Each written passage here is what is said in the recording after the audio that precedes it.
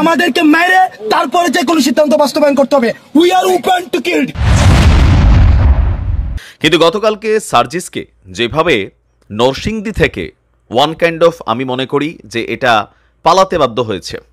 আসসালামু আলাইকুম দর্শক শ্রোতা, আপনারা সকলেই জানেন যে 2 দিন আগে হিরো আলমকে কিভাবে মারধর করছে বিএনপিকে নিয়ে কথা বলার কারণে। দর্শক, এখন সমন্বয়করা বলেছে যে আমরা এক স্বৈরাচার থেকে আরেক স্বৈরাচারের কাছে ক্ষমতা দিব না।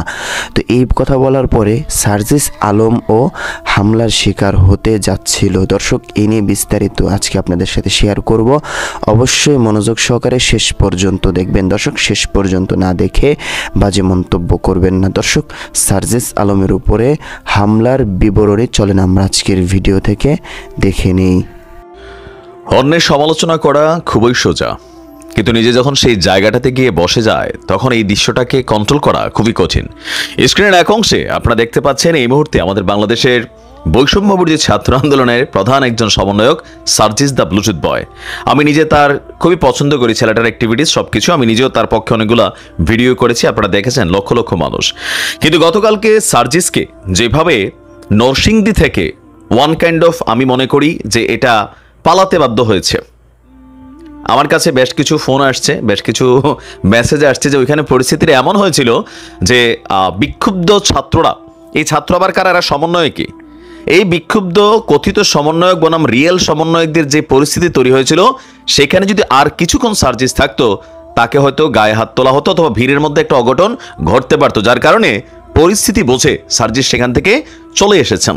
দর্শক, চাঞ্চল্যকর ঘটনা হচ্ছে নরসিংদীতে এই ঘটনা ঘটেছে। আপনারা জানেন যে আমাদের বৈষম্য বিরোধী আন্দোলনের যে প্রধান সমন্বয়করা তারা সারা বাংলাদেশে তারা ভিজিট করছেন, ইভেন তারা ঘোষণা দিয়েছেন বিভিন্ন জায়গায় তারা কমিটি গঠন করবে। এই মুহূর্তে প্র্যাকটিক্যালি বিশ্বাস করেন ছাত্রলীগের কমিটি করা যেমন ছাত্রলীগ একটা এলাকার মধ্যে গুন্ডামি করতে পারতো, বিএনপির কমিটি করা বিএনপি যেমন একটা ছাত্রদল তারা এক ধরনের গুন্ডামি করতে পারতো, বাংলাদেশের অনেক জায়গায় প্রকৃত সমন্বয়কদের বিপরীতে আমরা সমন্বয়ক দাবি করা এরকম কমিটি হয় নাই। এরপরে কিন্তু বহু ধরনের ঘটনা কিন্তু অলরেডি ঘটা শুরু হয়েছে। স্থানীয়ভাবে তারা ধোলাইও খাইছে, আমার এলাকায় খাইয়া গেছে এক গ্রুপ আইসা এই বন্যার্তদের ত্রাণ দেওয়ার সময় গুলিমুলি করছে। এটা চিন্তা করছেন এরা কি সমন্বয়ক? না। তো প্রকৃত সমন্বয়ক কারা এটা এখন আইডেন্টিফাই করে এত সোজা না। যেহেতু এখন কমিটি দেওয়া হচ্ছে, যেহেতু ডক্টর ইউনূসের সরকার আগামী 3-4 বছর থাকবেন, এই সমন্বয়ক কমিটিরে এসপি সাহেব সালাম দিচ্ছে, অথবা সালাম না দেখ মানে ওইখানে গেলে সম্মান দিচ্ছে, আর্মি অফিসাররা সম্মান দিচ্ছে, যে কোনো সরকারি অফিস আদালতে গেলে সম্মান পাচ্ছে। তো এগুলোতে হয়ে যাচ্ছে কি একটা উল্টা সিস্টেম। আমি এই সিস্টেমের পক্ষে না। একটা রাজনৈতিক দল তাদের কমিটি করবে, কমিটি করুক, কিন্তু প্রশাসনকে প্রশাসনের দায়িত্ব বুঝে নিতে হবে। এখন এই সমন্বয়করা তারা যদি প্রশাসনের উপর দিয়ে গিয়ে হস্তক্ষেপ করে সেইটাও পজিটিভ না, কারণ থানাগুলো ঠিকমতো কাজ করতেছে না। ওমকে ফোন দেখে তুমি চিনো এই সমন্বয়ক আমার এটা, আর আমার সাথেও একটা ঝামেলার মধ্যে এটা আমি অমুক সমন্বয়কের তোমক আমাকে নিয়ে আয় তুই। তা চিন্তা করেন সার্জিসদের এই বিষয়গুলা আরো কঠিনভাবে কিন্তু মেনটেন করতে হবে। ছাত্রলীগ বলেন, ছাত্রদল বলেন, এই যে সাদ্দামরা 12 যারা আছে তারা যে ঢাকা বৈশাখ কেন সারা বাংলাদেশের ছাত্রলীগকে কন্ট্রোল করতে পারে না, কেন বিভিন্ন জায়গায় গিয়ে কমিটিগুলারে দিয়া সেখানে মাইট টেডো খাইতে হয়, দৌড়ে পালাইতে হয়, ছাত্রলীগের বা ছাত্র দলের নেতাদের হাতেই অপদস্থ হতে হয়, নিশ্চয়ই এটা সার্জিস বুঝতে পারছে। ঘটনা হচ্ছে কি দেখেন, নরসিংদীতে বৈষম্য বিরোধী ছাত্র আন্দোলনের অন্যতম সমন্বয়ক সার্জিস আলম তিনি সভাটাই করতে পারেননি। গতকালকে বিকাল 3টায় নরসিংদী শহরের Satirpara Kalikumar institution school and college মাঠে ছাত্র নাগরিকদের সাথে মতবিনিময় সভা করার কথা ছিল তার, কিন্তু অপর একটি পক্ষ সভার স্থান পরিবর্তন করে নরসিংদী সরকারি কলেজ মাঠে সভা করার মতামত দেয়। এতে উভয় পক্ষের মধ্যে হট্টগোলের সৃষ্টি হয়। এক পর্যায়ে সার্জিস আলম পরিস্থিতি খারাপ দেখে নির্ধারিত স্থানের সভা বাতিল করে দেন। আর আচ্ছা, এর আগে তিনি ঢাকা সিলেট মহাসংলগ্ন, ওটা জরুরি না। সমন্বয়কদের একাধিক সূত্র জানিয়েছে নরসিংদীতে 2টা গ্রুপ একত্রিত হতে পারলেই অতি দ্রুত আবার নরসিংদীতে তিনি আসবেন বলে জানিয়েছেন। এখন কিসের গ্রুপ? তোমরা কোনো রাজনীতি করো যে তোমরা গ্রুপিং করবা? What kind of group? আমি ওই দিন দিয়েছিলাম কক্সবাজারে 2 সমন্বয়ক গ্রুপের কি মারামারি ভাই। এগুলো নিয়ে আবার গণমাধ্যম কথা বলে না। ওই যে বাক স্বাধীনতা শতভাগ আসে নাই, সমন্বয়কদের নিয়ে কথা বলতে গেলে অনেকে ভয় পায়, মনে করে যে না ওরে বাবা আমার বাড়িতে এসে হামলা করবে, আমার এটা করবে। এটা হচ্ছে কয়েক জায়গায়, তবে এরা প্রকৃত সমন্বয়ক না।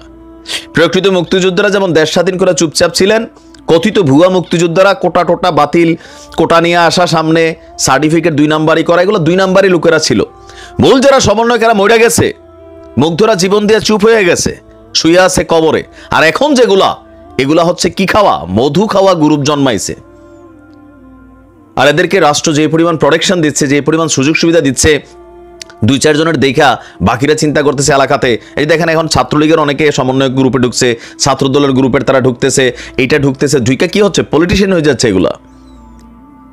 সার্জিসের এই নরসিংদীর ঘটনা থেকে একটু ঠান্ডা মাথায় চিন্তা করা উচিত যে পরিস্থিতি যেটা কালকে তৈরি হয়েছিল, বললাম না যে আমার কাছে অনেক বক্তব্য আসছে, নাম প্রকাশ করতে চায় না, সবাই ভয় পায়। ওখানে পরিস্থিতি অনেক খারাপ ছিল, মানে সার্জিস মাইরও খাইতে পারতো সেখানে। 2টা গ্রুপ বাংলাদেশিগুলো হয়। আর এখন এই যে সমন্বয়ক, এরা তোর চিহ্নিত কোনো কর্মী না, এই বিএনপি থাকতে পারে, আওয়ামী লীগ থাকতে পারে, সিস্টেমে একটা মাইর খাইয়েও ফেলতে পারে। সামনের দিকে যে কোনো জায়গায় যেতে ভালো করে বুঝে শুনে যাওয়া উচিত। প্লাস তোমরা যেখানে যাবা এই গ্রুপ ওই গ্রুপ, মানে গ্রুপ আসলো কই থেকে? গ্রুপ তো একটাই হবে, ছাত্রদের। এখন এই ছাত্ররা কিন্তু ছাত্র না, এর মাঝখানে অনেক জিনিস আছে।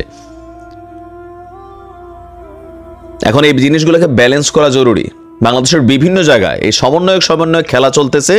প্রকৃতপক্ষে এদের অনেককেই আন্দোলনের সময় মাঠে দেখা যায় নাই, হয়তো একটা মিছিলে গেছে, আবার যায়ও না, এখন এসে এলাকার মধ্যে একটা প্রভাব বিস্তার করতেছে। মানে এটাও একটা অলিখিত গ্রুপ তৈরি হচ্ছে, যাদের বিরুদ্ধে কথা বললে মানুষ ভয় পাচ্ছে। ওয়াই ভয় পাওয়া যাবে না, সত্য কথা বলতে হবে। কারণ তোমরা যদি ভুল করো তাহলে বাংলাদেশকে অনেক মূল্য দিতে হবে।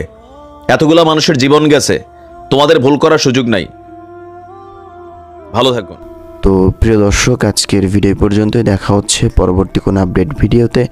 সে পর্যন্ত সুস্থ থাকবেন, ভালো থাকবেন, আমার জন্য দোয়া করবেন। আসসালামু আলাইকুম রহমতুল্লাহি তাআলা ওয়া বারাকাতুহু।